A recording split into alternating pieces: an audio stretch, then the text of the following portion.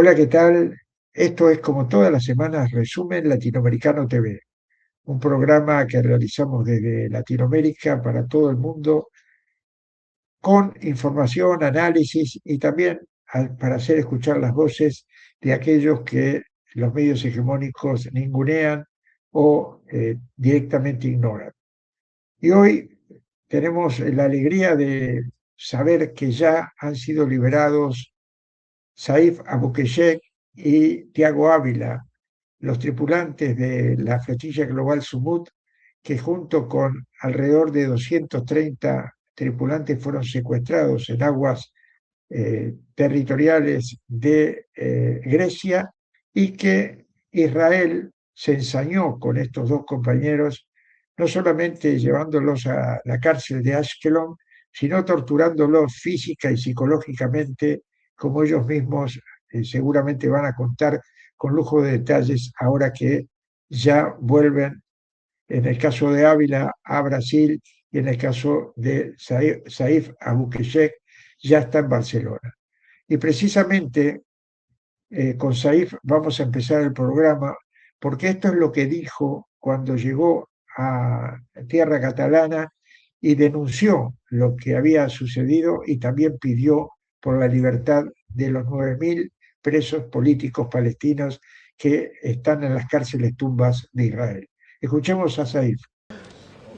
Bueno, primero lo que dije al llegar a Atenas, la mayor preocupación que tenemos, los miles y miles de presos palestinos que se quedan atrás, se quedan sin defensa, torturados, violados, de una manera continua. Estando en este centro de investigación podía escuchar diariamente los gritos a base de la tortura que estaba recibiendo por parte de los agentes israelíes.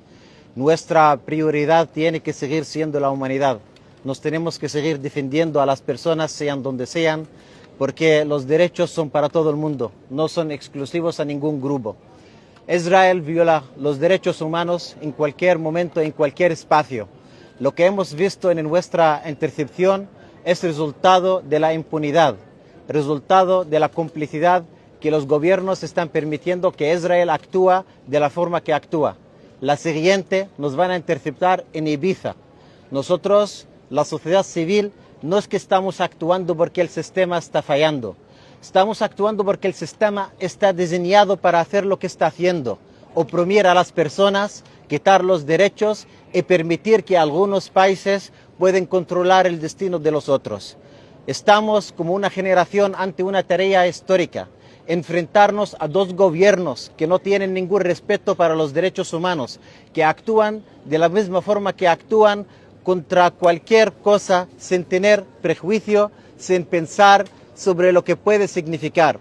Gaza, 2,3 millones de personas están en un bloqueo desde más que 17 años. No tienen acceso a ayuda humanitaria, no tienen acceso al derecho de movilidad. Los hospitales están bombardeados, las escuelas están bombardeadas. Y para este gobierno genocida, esto no lo llama genocidio. Me han dicho en este interrogatorio que eso es autoprotección. Cuando les pregunté por la presencia de la ocupación militar en los territorios ocupados del 67, me han dicho esa es fuerza protectora. Cuando les pregunté por los colonos, me han dicho que esos son ciudadanos. Para ellos, Palestina no existe. Me lo repitieron muchas veces, que Palestina no existe.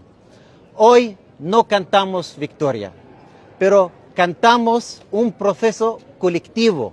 Cuando las movilizaciones en todas partes del mundo, cuando las presiones políticas tuvieron resultado ante un gobierno fascista, ante un momento en el que no querían permitir que salga la palabra sobre Gaza. La única cosa que me han dicho para ellos, nuestro trabajo como sociedad civil es más peligroso que una persona que tira bombas, porque nosotros educamos, porque defendemos valores, porque defendemos derechos, porque enseñamos al mundo que otro camino es posible, que la humanidad necesita sacrificio y somos muchas el que estamos dispuestas a seguir haciendo ese sacrificio.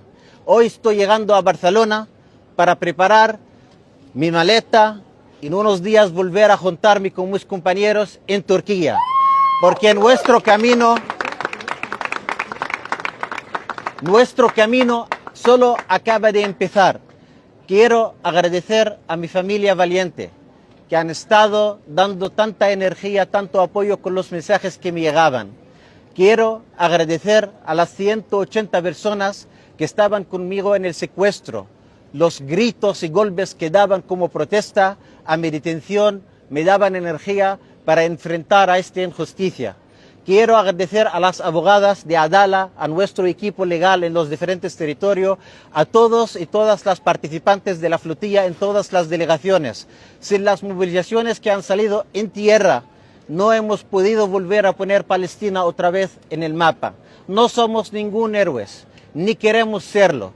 Lo que queremos es que se hable, que se cuenta lo que está pasando en Palestina todos los días, que aquí en nuestros territorios deja de haber complicidad, que los barcos que llevan armas a este gobierno genocida dejan de pasar por nuestros puertos. No nos vamos a rendir.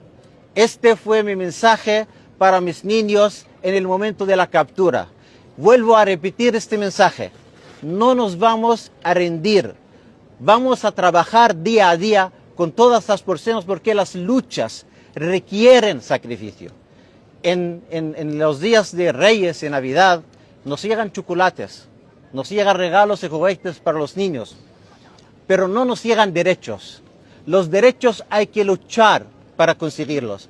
Los derechos hay que enfrentar y poner en primera línea para conseguirlos. Y estamos viendo que hay muchas personas lo están haciendo día a día.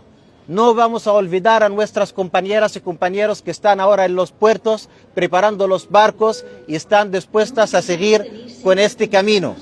Pero no lo están haciendo por ellos mismos. Lo están haciendo porque hay un pueblo que lleva 80 años resistiendo. Un pueblo nos ha enseñado el camino para el futuro. Nos ha enseñado que otra vida es posible con lucha y con resiliencia. ¡Viva Palestina libre! Y con este testimonio damos pie a la entrevista que ya teníamos planificada con Jalía Abu Bakra. Ella es habitual en nuestro programa, es parte del movimiento Masar Badil, Ruta Revolucionaria Palestina, y también de Al-Karama, la organización que lucha por las mujeres palestinas, y por supuesto también de Samidum, esa organización que está denunciando permanentemente la situación en las cárceles de Israel. Y vamos a escucharla a Jaldía hablando no solamente de lo que significa estos ataques de Israel contra la flotilla, sino qué está pasando con la campaña ofensiva contra el Líbano y la resistencia libanesa y la resistencia palestina allí plantando cara a este enemigo de la humanidad que se llama el sionismo y que se llama Israel. Vamos a escuchar a Jalía Boubacar. Bueno, contame, ¿cómo ves esta nueva incursión israelí que esta vez, a diferencia de cuando ustedes estuvieron, se acercaron mucho más a la impunidad de actuar en aguas internacionales, muy cerca de Grecia incluso, y secuestraron a una buena cantidad de tripulantes? Bueno, Carlos, la impunidad de Israel ha pasado los límites. Ya siempre han atacado a las flotillas en aguas internacionales. Lo que pasa es que esta vez han entrado hasta la cocina en Europa porque han asaltado a la flotilla a más de 1.100 kilómetros de las costas de Palestina ocupada, entre Italia y Grecia, pero en aguas internacionales. El asalto a la flotilla sí demuestra, aparte de la impunidad de la que siempre ha disfrutado la entidad sionista y por eso, por esa impunidad durante tantos años es que se han atrevido a tanto, pero también ha demostrado el miedo que le tienen a la flotilla.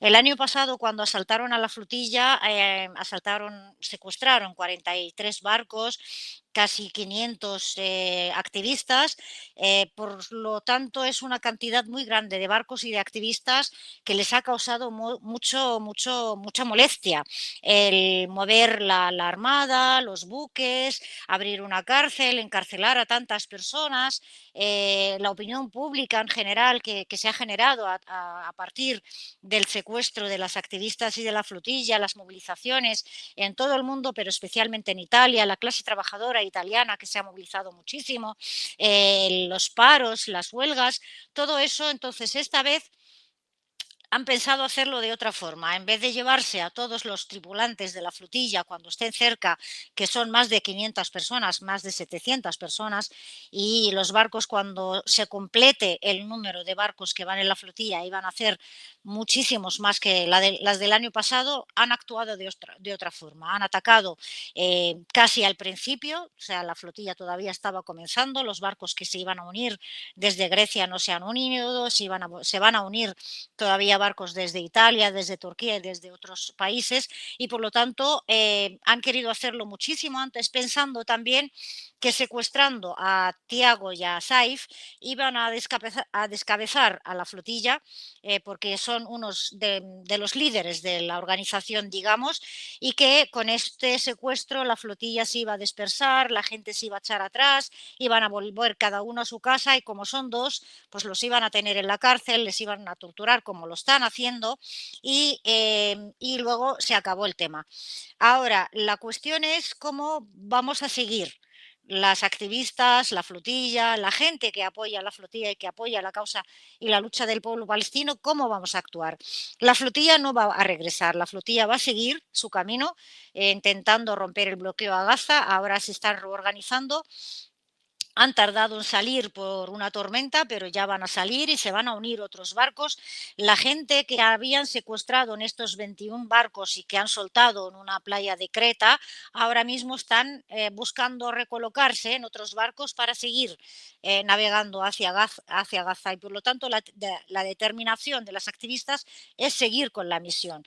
Es cierto que estamos todos sufriendo por lo que están pasando Saif y Tiago, las torturas que se han visto que están haciendo, cuando se les ha visto en el vídeo del juicio, esa farsa y ese teatro que llaman juicio, las torturas que se notan y que se ven en los cuerpos y en las caras de las personas que habían secuestrado de los 21 barcos y que han dejado en Grecia, demuestran.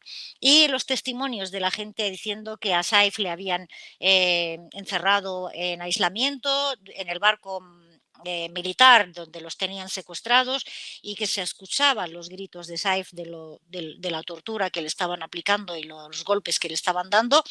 Pero también cuando hemos visto la imagen de Saif y de Tiago en las imágenes que han salido de esa farsa de juicio que han hecho, les hemos visto enteros, los hemos visto desafiantes, los hemos visto con mucha determinación, teniendo en cuenta que las activistas que se involucran tanto el año pasado como este año, como todas las anteriores flotillas, en una misión como esta, en una acción como esta, saben lo que les espera y están entrenados y saben a lo que se enfrentan y saben el objetivo de la flotilla, porque al fin y al cabo no son las activistas, no somos nosotras las que, por mucho que tarde, vamos a volver a los países donde residimos o nuestros países.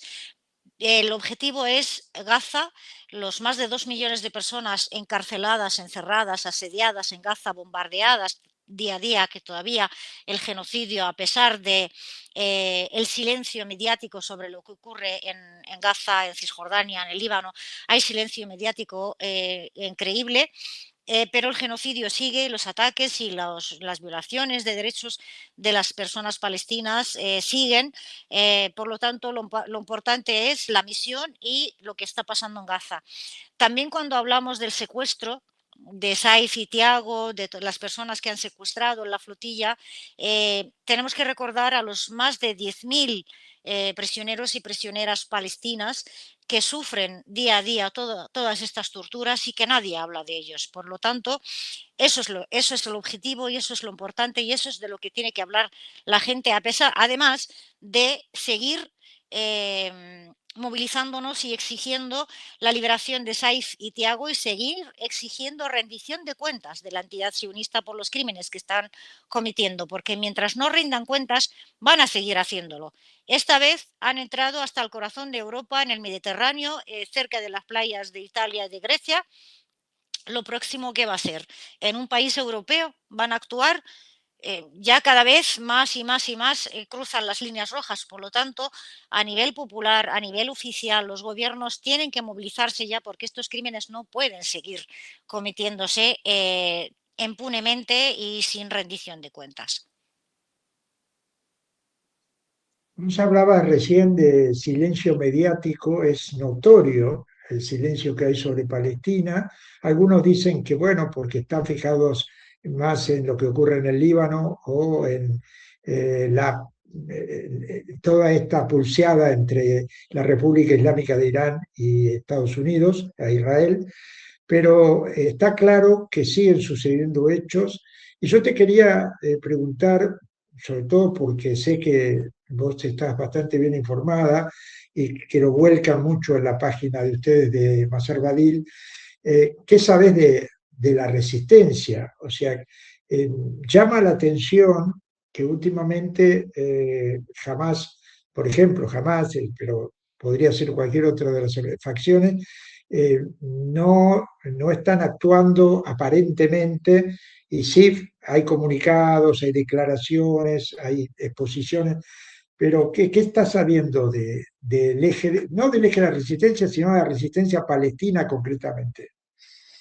Bueno, la resistencia palestina, después de 2 años y medio de genocidio continuo, de ataques, de masacres, de estar solos enfrentando a todo el eje del mal, al imperialismo internacional, porque no solamente están enfrentando al ejército sionista, sino a sus patrocinadores, a Estados Unidos y a la OTAN, después de haber sufrido ese castigo colectivo a la población civil de la Franja de Gaza, porque si la resistencia ha firmado eso que llaman un acuerdo de alto el fuego, lo ha hecho para proteger las vidas de las personas de la población civil en la Franja de Gaza, porque la entidad sionista estaba atacando a la población civil en la Franja de Gaza porque no podían con la resistencia. Entonces la resistencia ha firmado ese acuerdo para que paren los ataques a los civiles en Gaza y sigue respetando eso, en lo que ellos han firmado, aunque la entidad sionista no está respetando, pero ellos están esperando a que la comunidad internacional entienda y vea y haga algo en contra de esa violación de los acuerdos firmados también por Estados Unidos y por la entidad sionista. Se están reorganizando, se están preparando, no renuncian porque no han firmado la renuncia a la resistencia. Ellos han firmado un alto el fuego, una tregua, pero no han firmado la renuncia a la resistencia y por lo tanto se están reorganizando, están esperando a ver qué pasa y dando tiempo también, lo mismo que ha hecho la resistencia en el Líbano, en el sur del Líbano. Estamos esperando a ver esa comunidad internacional que siempre echa la culpa a las víctimas que se defienden, a ver qué hacen ahora que la resistencia no está respondiendo y, sin embargo, la entidad sionista sigue violando esos acuerdos y esa tregua y sigue atacando a la población civil en la Franja de Gaza. Llegará un momento en que no puedan esperar más y podamos ver una respuesta, pero actualmente lo que están esperando es dar tiempo a un respiro a la población en la Franja de Gaza, también a la comunidad internacional, a los países, sobre todo a los países mediadores y garantes de ese alto el fuego, ya sean Qatar, Egipto, Turquía o Estados Unidos, para demostrar que nosotros hemos parado, nosotros no estamos respondiendo, pero ya está bien hasta aquí, entonces también dando oportunidad a ver qué pasa.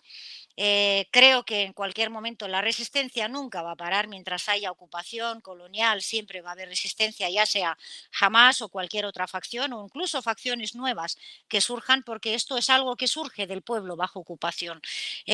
Vamos a ver una respuesta, pero actualmente están esperando. Mientras tanto, se están reorganizando también y preparándose. Esto mismo pasó en Líbano y parecía que Hezbollah estaba tremendamente golpeada porque evidentemente sufrió eh, muchos ataques e incluso el asesinato de su líder máximo, Hassan Nasrallah, pero sin embargo ahora el propio Israel está reconociendo el poder de fuego que tiene Hezbollah, incluso en las emboscadas que le están tendiendo frente a un enemigo que no para de bombardear población civil. O sea, ha llegado hasta Beirut bombardeando y bombardeando población civil. Sin embargo, Hezbollah, a pesar también de las dificultades que tiene con el propio gobierno libanés, Así que es. juega realmente descaradamente a algunos de sus dirigentes a favor de Israel y de Estados Unidos, ¿no? Sin embargo, la resistencia libanesa está a la altura de las circunstancias, ¿verdad? Evidentemente respondiendo con todo y sobre todo generando esa imagen que decías tú, ¿verdad? No hay posibilidad de bajar las armas cuando hay un enemigo de la del desfachatez de Israel que habla de alto el fuego y está violándolo permanentemente. Así es, también lo hemos visto, Hezbollah tiene o sea, una causa más, un frente más por el que luchar, que es los propios lacayos de Estados Unidos y de Occidente en el propio Líbano, que están en contra y lo que no quieren llegar es a que haya fuego y haya ataques entre los propios libaneses. Por eso esa contención y esa calma y ese hacer las cosas con cabeza y pensando bien para dar la oportunidad también de que los propios libaneses, que muchas veces hay gente que puede ser engañada por los medios de comunicación al servicio de los traidores, de los lacayos de Occidente, intentando hacer a la gente pensar que lo que está sucediendo en el Líbano es culpa de la resistencia, entonces también están pensando y dando tiempo a que la gente se dé cuenta de que aunque la resistencia no responda, aunque el enemigo siga atacando y no les va a dejar en paz, y si no fuera por la resistencia, Israel ya hubiese entrado en el Líbano y hubiese llegado más arriba de Beirut, no solamente hasta Beirut. Entonces es la resistencia la que está impidiendo la ocupación por parte de la entidad sionista del Líbano.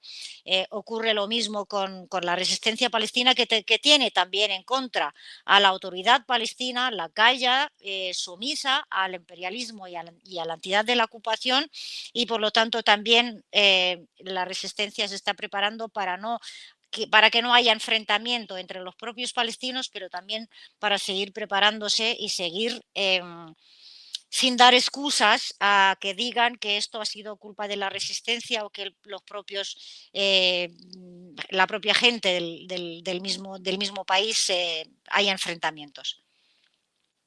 Hablando de lacayos, recientemente la autoridad palestina organizó unas elecciones entre gallos y medianoche que no contó con la participación de nadie más que ellos, algo insólito, porque otras veces han hecho el paripé de, bueno, hay algunos sectores más, aunque no estemos de acuerdo. Esta vez votaron ellos solos y se autoeligieron ellos solos. Realmente es descarado lo que pasa, digamos, tener un caballo de Troya en medio de la resistencia o en medio del pueblo palestino más que de la resistencia, porque estos no resisten, estos se entregan directamente, pero llamó la atención eso, ¿verdad? Una convocatoria de elecciones que se enteraron y nos enteramos una vez que se hizo la elección y que el resultado era ganamos, porque éramos los únicos que nos presentamos. Es demasiado descarado, Carlos, porque un pueblo en un proceso de liberación no puede celebrar elecciones. Un pueblo fragmentado donde la gente no tiene libertad de movimiento, ni siquiera en el propio pueblo, la propia ciudad, no pueden cruzar los controles militares para ir a votar. Estamos viviendo un genocidio. ¿Quién va a pensar en elecciones ahora?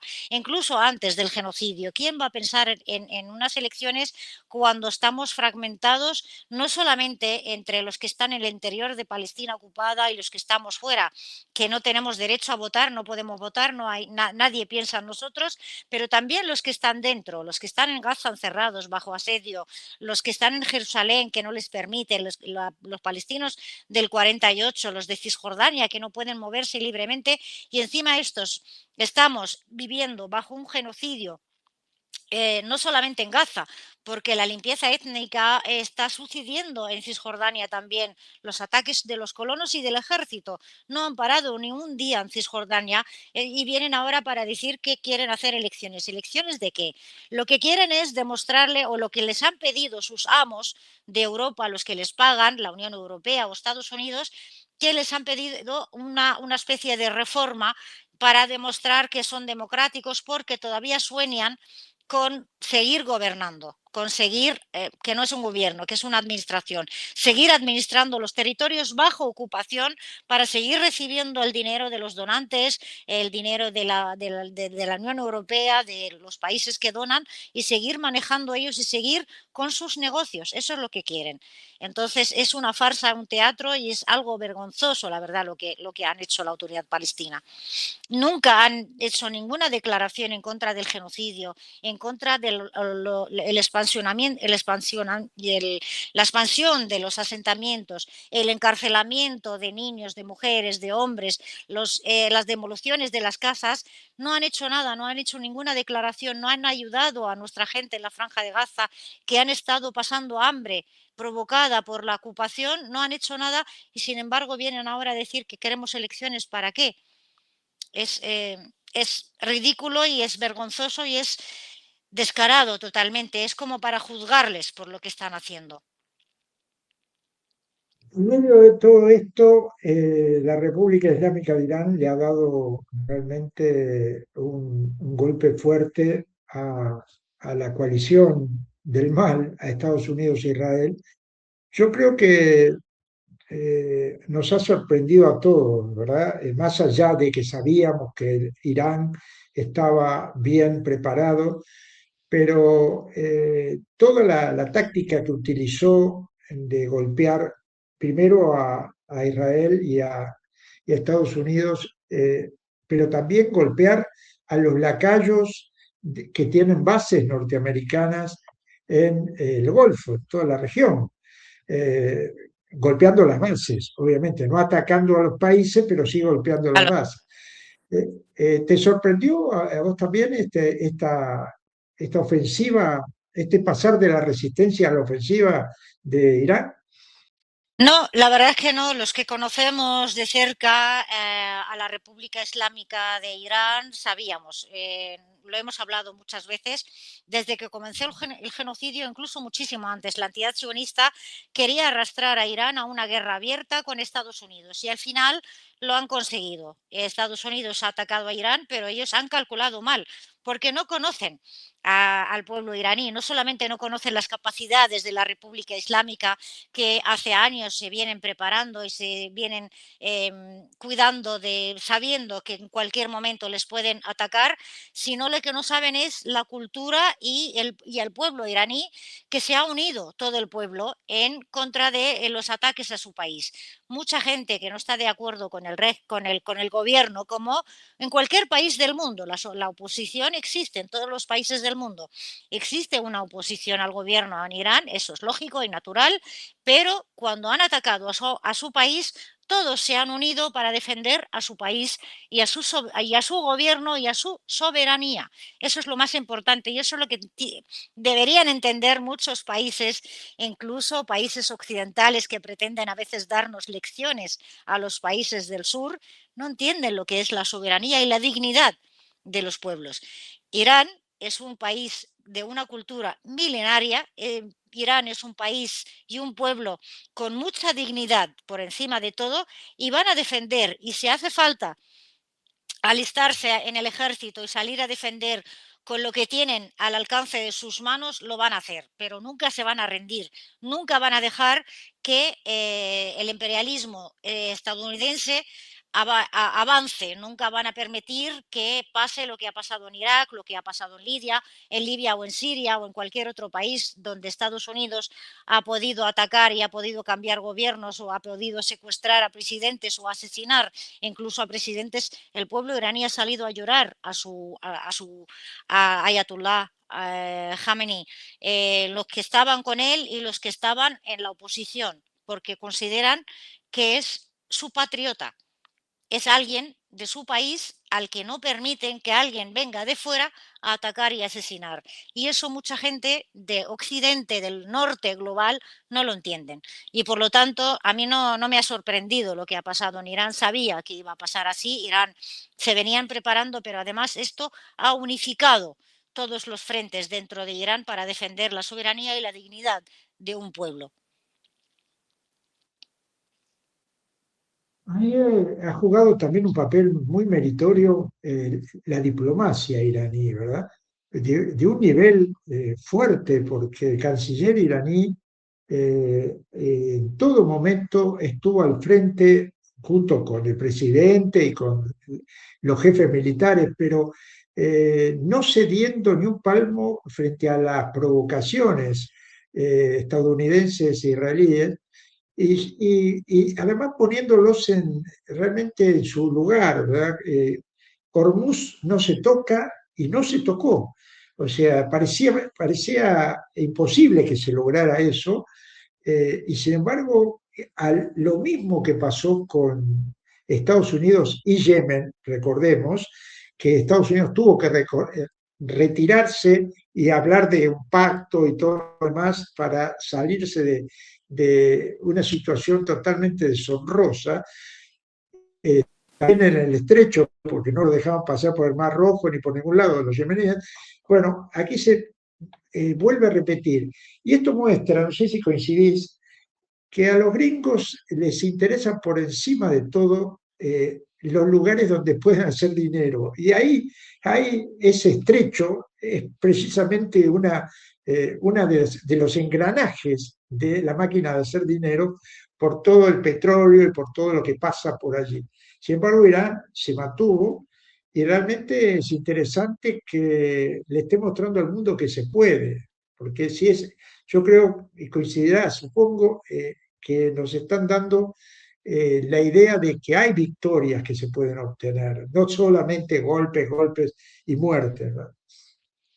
Estados Unidos ha calculado mal, Estados Unidos, el sionismo, el imperialismo occidental tiene la arrogancia de creerse por encima de todo el mundo y que puede hacer y deshacer y que están y que tienen mucha más ciencia, tecnología y conocimiento, pero no han medido el conocimiento y la preparación que tiene Irán o lo mismo que han hecho con los yemeníes. Pensaron que los yemeníes es un pueblo empobrecido, que no es pobre, empobrecido después de 10 años de guerra, de masacres, de hambre, iban a rendirse, pero los yemeníes también son un pueblo muy digno y no se van a rendir nunca.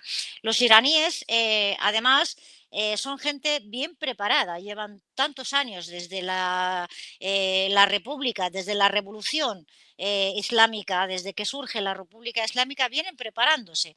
Y esto los americanos no lo han visto, los gringos ni los sionistas no lo han visto. Pensaron que con sus armas pueden hacer arrodillarse a cualquier país y no han calculado bien y con Irán no lo van a hacer porque están bien preparados a nivel militar, a nivel tecnológico, a nivel diplomático, a nivel de saber negociar y sentarse enfrente de su enemigo y imponer lo que quieren, no como lamentablemente los lacayos de los gobiernos del Golfo Pérsico, que sí que tienen riquezas, pero no tienen preparación y en cuanto les amenazan con cualquier cosa, enseguida ceden y se echan atrás y se arrodillan.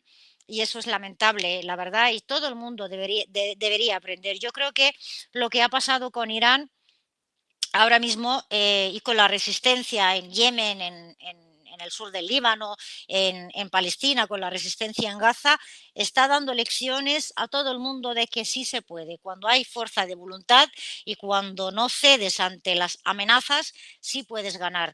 Irán entienden que la batalla puede ser larga y quien puede aguantar más es quien al final acaba ganando, porque Estados Unidos, como bien has dicho, ellos lo que quieren es hacer dinero. Ellos piensan siempre en cualquier guerra que entran, no es por la democracia, no es por principios, no es por valores, no es por nada, sino por dinero y por mejorar su economía. Y esta vez les ha salido el tiro por la culata, como dicen por aquí, y que al final acabarán perdiendo. Gracias, Jalí Abubakra, militante y referente del movimiento Masar Badil, también de Al-Karama, también de Samidum y de toda lucha justa que hay en el mundo, te tiene también como protagonista. Te damos las gracias por esta entrevista y bueno, seguimos en contacto como siempre. Muchas gracias, Carlos. Sindicato de Visitadores Médicos, Asociación Agentes de Propaganda Médica de la República Argentina.